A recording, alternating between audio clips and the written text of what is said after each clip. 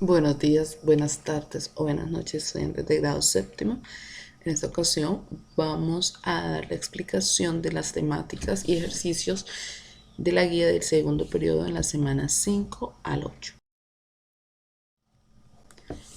Primero entonces analizaremos el resumen de actividades de aprendizaje que encuentran ustedes resaltado en color amarillo en sus guías. En este caso está azul, pero en sus guías está resaltado en color amarillo en la primera página de la guía. El primer tema a trabajar son los propósitos comunicativos. Entonces, ¿qué es un propósito comunicativo? Todos los textos que creamos, sean verbales o sean escritos, visuales, tienen una intención, se hacen con una intención, se hacen para generar en el receptor una información o una situación, ¿sí? Se hacen para algo. Algunos de los propósitos comunicativos que podemos encontrar son informar, entretener, persuadir o advertir. Y pues cada uno de ellos también tiene como unos pequeños subtemas, unos subpropósitos, ¿sí? Unas intenciones. El propósito de informar, entonces puede ser explicar, puede ser dar a conocer algo, relatar una historia, ¿sí? Entretener, tienen que ver mucho con esos textos que se crean para uno reírse, un chiste, un cuento, una novela, para uno entretenerse. Persuadir significa convencer al otro. La publicidad, los comerciales, pues lo que intentan son convencer de que usted consuma un producto. Los textos de opinión, los discursos pretenden entonces persuadir, es decir, convencer al otro.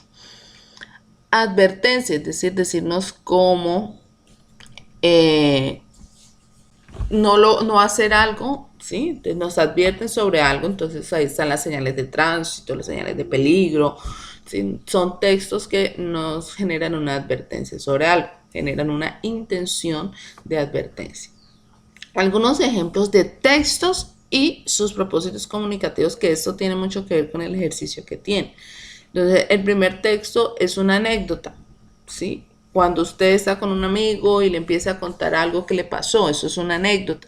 Y lo que busca es entretener. Las noticias. ¿Cuál es la finalidad del propósito de una noticia? Informar sobre una situación. La encuesta. Cuando nos hacen una encuesta, ¿para qué sirven las encuestas? Para saber cómo están las cosas. Entonces lo que busca es informar. Los artículos de opinión, como ya les decía, buscan persuadir, convencer. Los afiches publicitarios buscan convencer. Las historietas, ¿sí? Las de los dibujitos y eso buscan entretener. Las biografías de las personas, informar. Las descripciones, informar. Las recetas médicas buscan ¿qué? Informar. Los reportajes, informar. Los poemas, entretener. Todo lo que sea literatura, los cuentos, poemas, novelas, todo busca entretener. Las obras de teatro. Las recetas de comida nos informan sobre cómo se hace algo. Los ensayos lo que intentan son convencer sobre otra cosa. Los cuentos buscan entretener. Las infografías, ¿sí? Son las informaciones de algún tema, alguna cosa, entonces buscan informar. Las leyendas, como ya les decía, hace parte de la literatura, entonces buscan entretener. Y las reseñas literarias, las reseñas de las películas, de los libros, entonces buscan informar. Ahora vamos entonces con la actividad que le corresponde. Así como en la anterior, entonces, en la última parte de la explicación, entonces aquí lo que nos dicen es que según lo que necesitemos, según la necesidad que tenemos, entonces busquemos qué tipo de texto necesitaríamos y cuál es el propósito de ese texto. El ejemplo dice, necesito datos de la vida de un personaje histórico. ¿En qué clase de texto yo encuentro datos de la vida de un personaje histórico? En una biografía. Y la biografía, el propósito de la biografía es informar.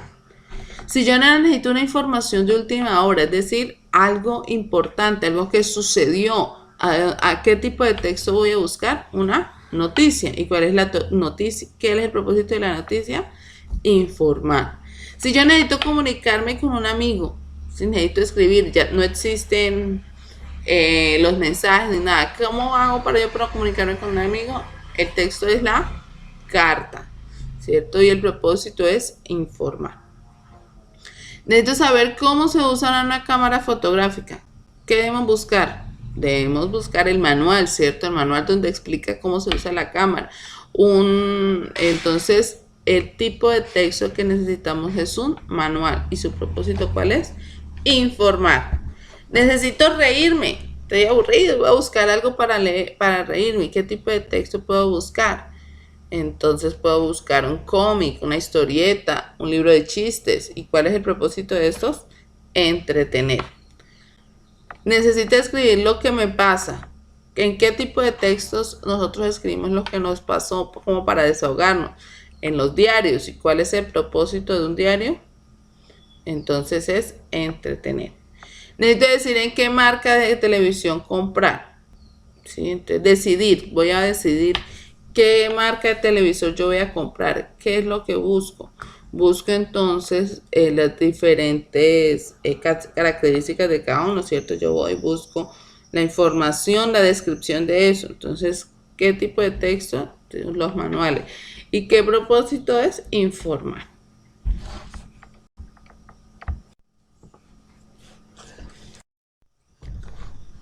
Bueno, ahora vamos con el segundo tema, que es la estructura, análisis e interpretación de los discursos. Primero, pues vamos a definir qué es un discurso. Yo creo que ustedes, al hablar de discurso, pues lo relacionan mucho con el tema político, de cómo los políticos, pues hacen sus discursos siempre.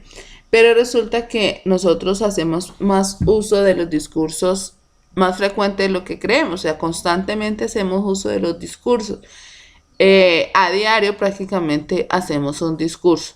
Los discursos son textos que elaboramos para manifestar lo que pensamos o lo que sentimos sobre alguna situación. Lo podemos hacer a través de una narración, contando alguna historia, contando alguna cosa que sucedió, exponiendo, explicando algo, haciendo ejemplo de algo, describiendo, o ya cuando empezamos a argumentar, a decir, a justificar, a intentar convencer.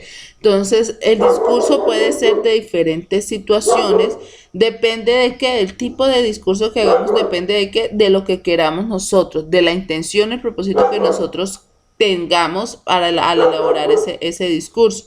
Podemos convencer, podemos dialogar, podemos demostrar, podemos pedir algo. Entonces, define las características de cada tipo de discurso, pues nos da un tipo de discurso. Tenemos en este caso 4 tipos de discurso que son los más empleados por nosotros.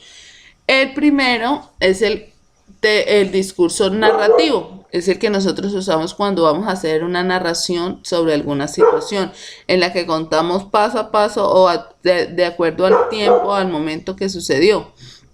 Eso se llama una secuencia temporal, ¿sí? Y desde un punto de vista determinado. O sea, por ejemplo, ustedes vieron un accidente o alguna situación que se presentó, entonces usted empieza a contar.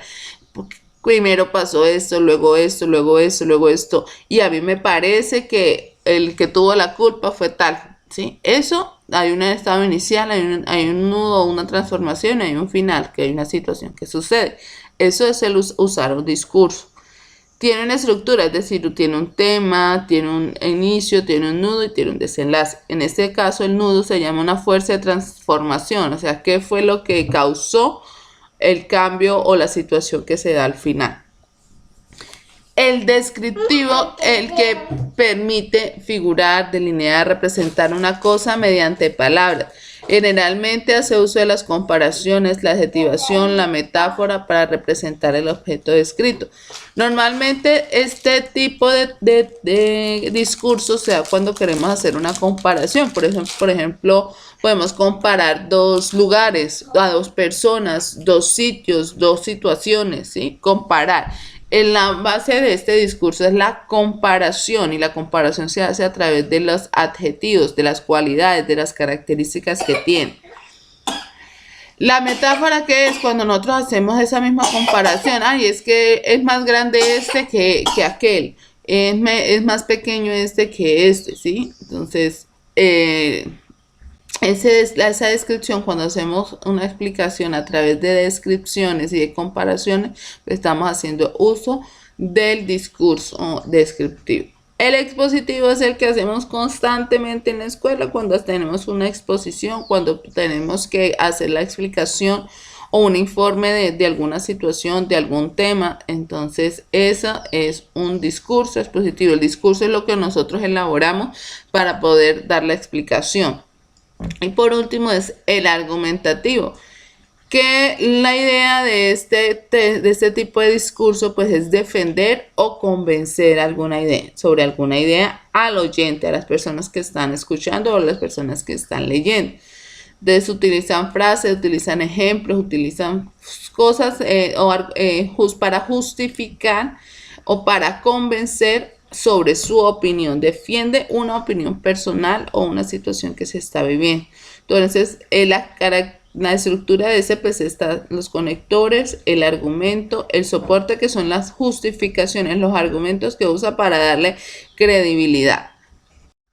Vamos con el ejercicio. Entonces debemos leer u observar el video. Si ustedes no quieren leerlo, pueden ir al link que igual está al final. En la descripción aparece este mismo link, o yo se los voy a dejar junto con el video. Este link donde está el discurso de Jorge Eliezer Gaitán, que se llama Oración por la Paz.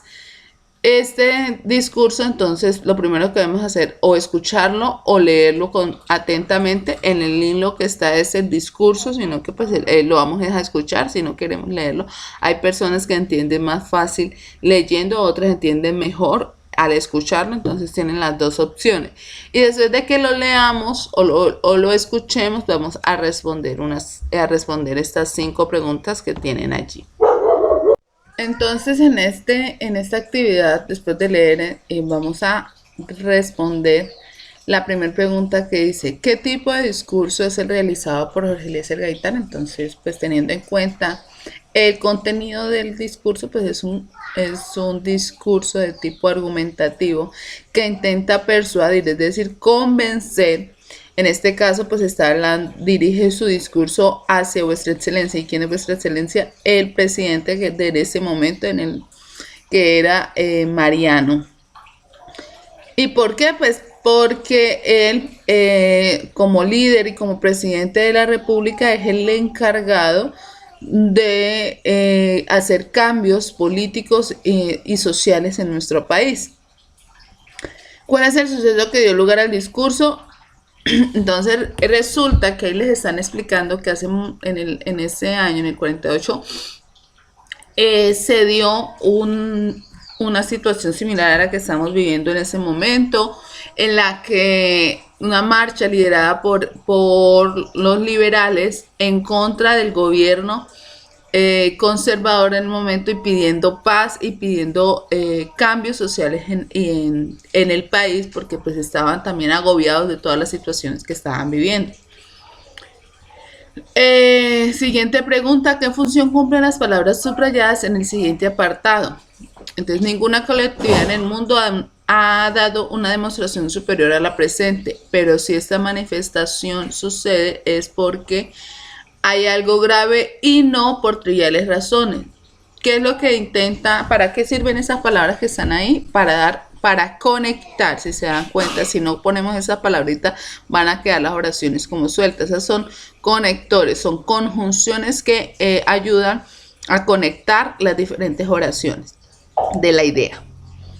¿Cuáles de los siguientes apartados sugieren la finalidad del discurso? Entonces, como ya decíamos, entonces la idea de Jorge Eliezer Gaitán era que convencer al presidente del momento que cesara la violencia en contra de los colombianos que estaban saliendo a marchar.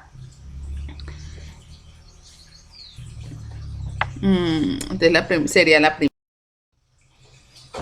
Vamos ahora con el tema 3, que son los mentefactos proposicionales. Para comprender un poco el tema, les voy a dejar también un video que les servirá de explicación para que realicen paso a paso el mentefacto proposicional.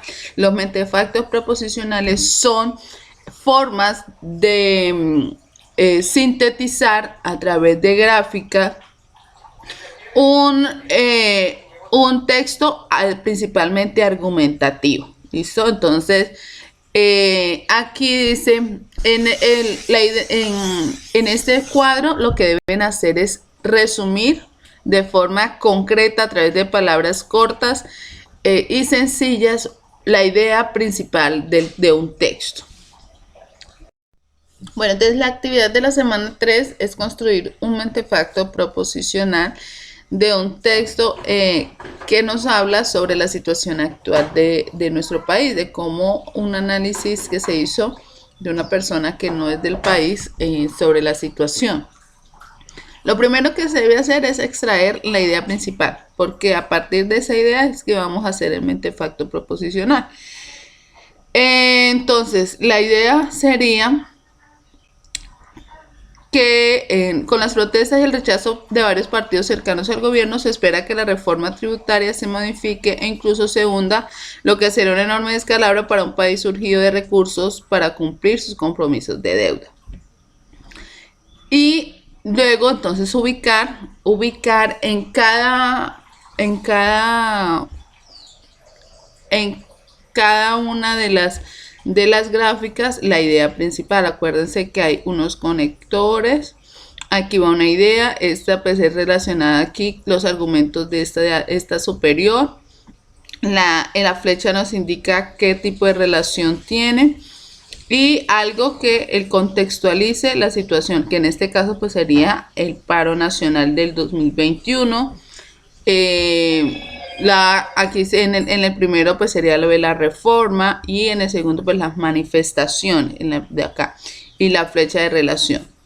Entonces nuevamente los invito a que vean el video donde les explica paso a paso cómo se realiza el mentefacto. El tema número 4 es el mapa de ideas. Es importante saber hacer un mapa mental. Este mapa de ideas se usa mucho y se lo recomiendo para la hora de hacer una exposición, para tener claras las ideas de la exposición. Situaciones importantes. En este pues se hace cómo se hace un mapa mental. Entonces siempre hay una idea principal, o sea, de la que partimos, ¿sí? El concepto de idea principal. Y de ese se derivan, ustedes pueden hacerlos a través de líneas, pueden usarse, puede hacerlo bonito, divertido o pues sencillo. Siempre es importante el uso de las líneas porque generan conexiones de las ideas, si no, no van a servir, no va a ser de nada y deben ser correctas las ideas. La conexión que tenga entre las ideas. Pueden ser gruesas, pueden ser delgadas, pueden ser largas, pueden tener una palabra o pueden tener una imagen. Puede ser orgánica, es decir, por donde vaya, no tiene que ser de alguna forma definida. Tiene una estructura clara, tiene un orden jerárquico. ¿Qué es jerárquico? Que tiene tema, debajo el subtema y debajo el otro tema, o sea, que esté relacionada. Puede ser radial, es decir, puede ser, de alguna forma, pues circular y siempre hay una asociación entre las unas y las otras.